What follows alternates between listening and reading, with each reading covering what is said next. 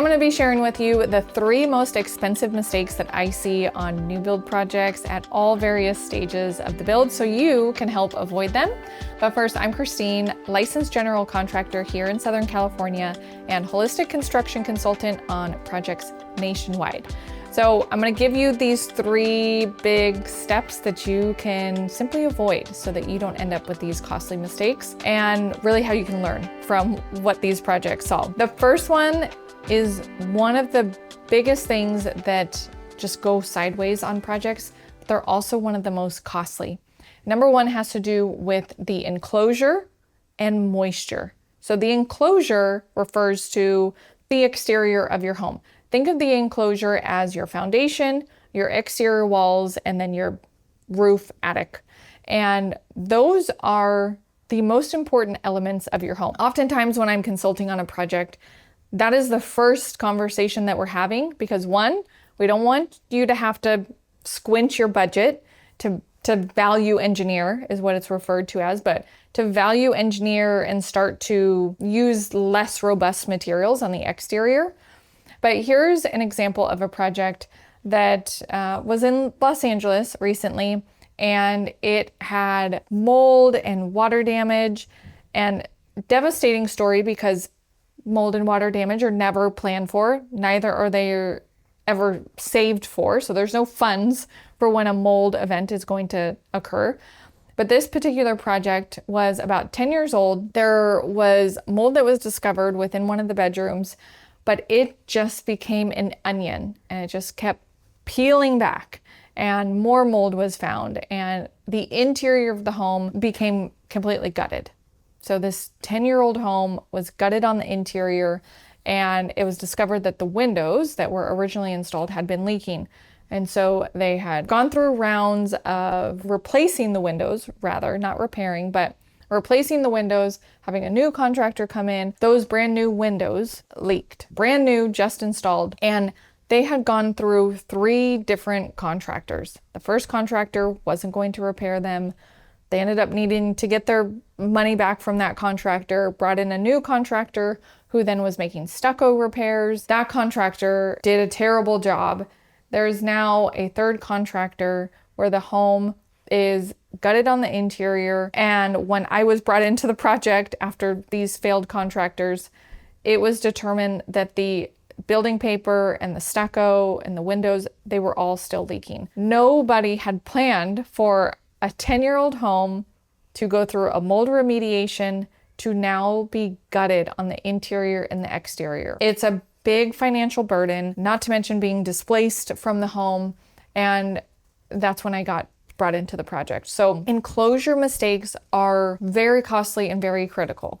So how can you avoid being in a situation like this, which I hope nobody is ever in, whether you're building a new project or an existing project? The number 1 thing that I just hope everyone does in their project is the best money you can spend.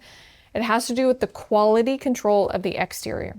So if you're planning a renovation, maybe you're even planning a smaller renovation, or if you're planning more of an extensive renovation and gutting the interior, one of the best things you can do is enclosure quality control. And that has to do with leak testing. That's where you can have quality control. If it's an existing home, it should still be leak tested. After all, if you're going through renovation, even if it's a cosmetic renovation, you don't want to find out that there are issues that you're going to have to eventually remediate or pull out some of the newly renovated areas. So the best thing you can do is quality control the exterior through leak testing. You can do it through air leakage testing. These are 2 different tests, but that is going to give you data about how the exterior of your home is performing. So it can be leak testing of the roof, leak testing of windows, leak testing of the exterior. That can be another one. There's even tests to determine if there's air leakage from your crawl space. It's often referred to as commissioning of the enclosure. That's another example. But it is one of the most costly mistakes that I see is when the enclosure is not done right. And most often that's leading to water intrusion. So commissioning of the enclosure can be done on existing homes. Most definitely, it is something I'm so adamant about for our consulting projects, is that Every new project, as it is being built, should be quality controlled along the way, because you don't want to end up with a 10-year-old home that needs to be gutted on the interior and exterior.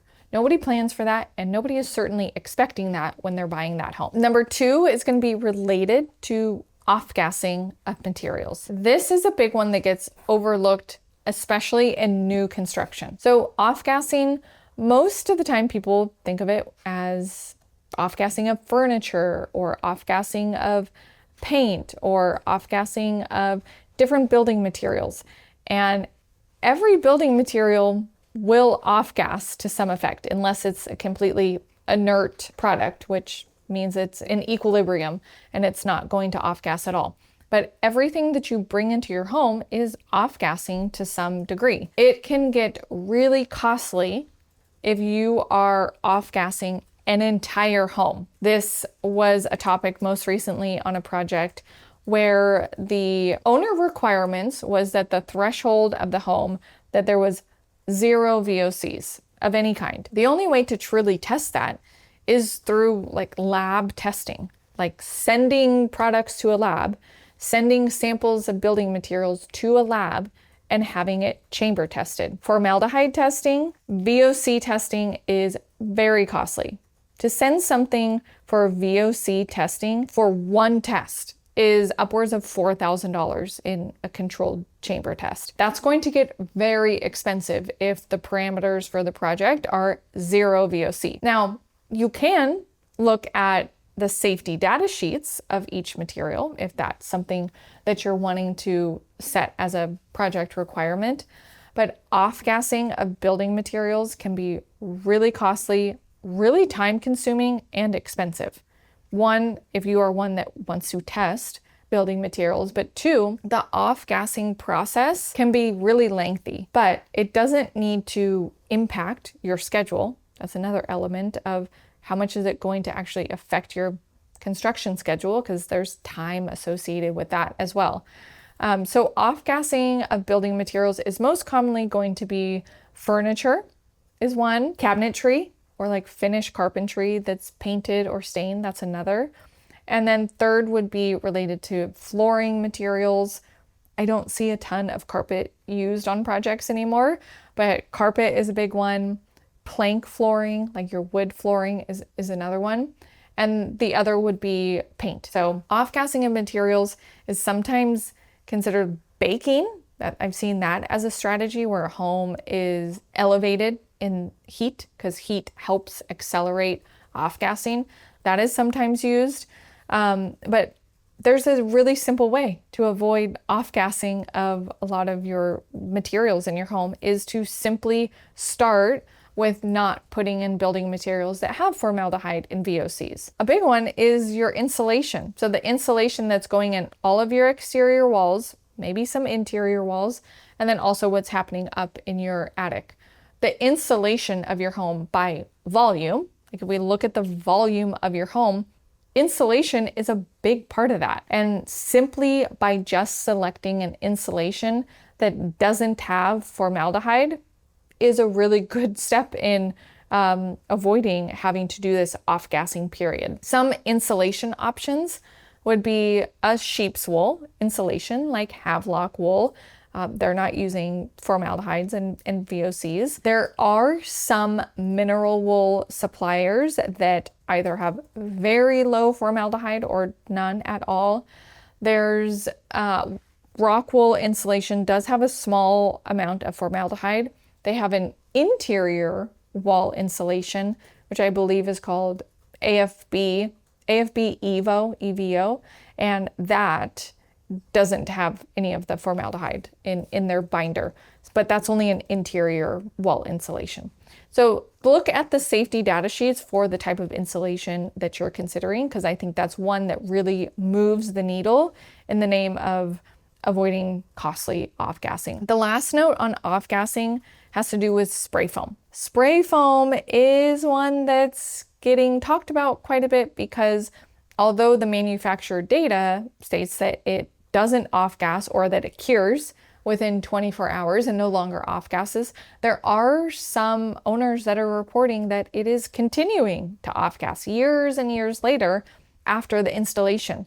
So one good consideration, if you are going through the planning process currently, is to consider not using spray foam insulation in your home, because it's very costly to remediate and remove. And if there is an extended off-gassing period, that's something that's going to be really hard to avoid when it is the insulation that's used in your exterior walls and at your roof line. So consider deviating away from spray foam if you're in the planning process. Number 3 is a big one. It has to do with your mechanical system. This is one of the most costly mistakes that you can make in your home. So if you just had 3 to pick, the enclosure, minimizing off-gassing, and number 3 is going to be dialing in your mechanical system. The rule of thumb that I have when it comes to mechanicals, and the questions around what's the best ERV to use, what's the best dehumidifier, what's the best exhaust fan, my response is always the same. It needs to be calculated. It is not an a la carte menu of parts and pieces for the mechanical system. It needs to be calculated based off of how your home is designed to perform. So an older home, we'll say built in the 1960s, it's not nearly as airtight and watertight as a new home that would be built today. Energy requirements is one driving factor, but building materials are making homes tighter.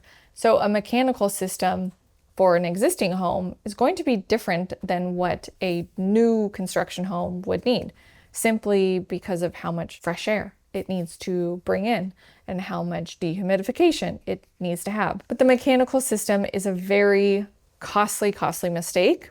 There's a project here in Southern California that's more in a coastal climate, and it is an older home that ended up having multiple additions. So it grew in square footage over the decades. And this is a home that actually has all 3 foundation types. So there is a crawl space portion, there is a concrete slab portion, and there is a portion of the home that is completely subterranean, like a walkout basement type. And this home had undergone an extensive renovation just 3 years ago. So full interior, full exterior, whole new mechanical system, but it wasn't done correctly.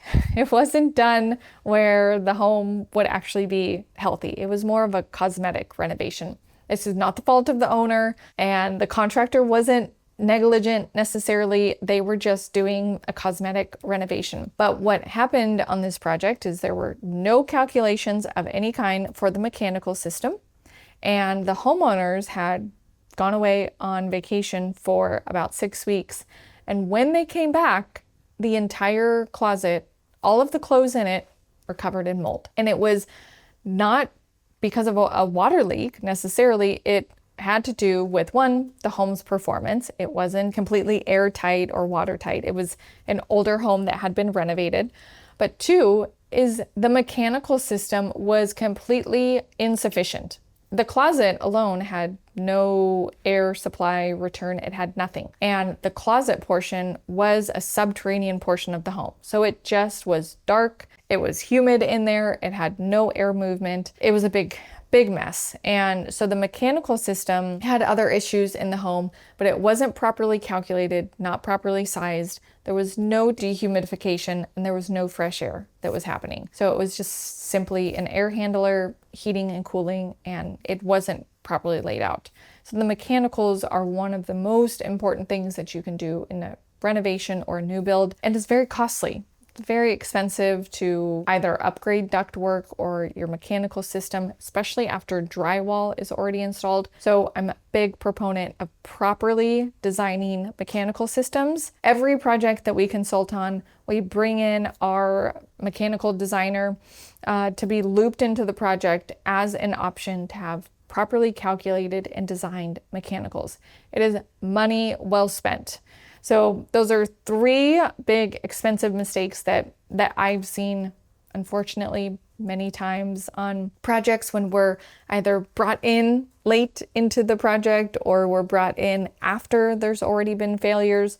My preference is to be brought into the project before any of the planning has even taken place. That is where a lot of these mistakes can be avoided, is proper planning. So if you're planning a new build or an extensive renovation and you want to see if we'd be a great fit for consulting on your project, we have a link below where you can apply for consulting. But the most important thing that I want to infuse into every project is for you to not end up making costly mistakes, so that they can be avoided, that you have enough proper planning and process ahead of you wherever you're at in your project. But please not towards the end of a project when things are starting to go sideways. It's much easier to make like meaningful improvements if we're brought in the planning stage. So I hope this episode was helpful. If you want to see more episodes like this, hit the subscribe link below, and we have episodes coming out every week, and I will see you on the next one.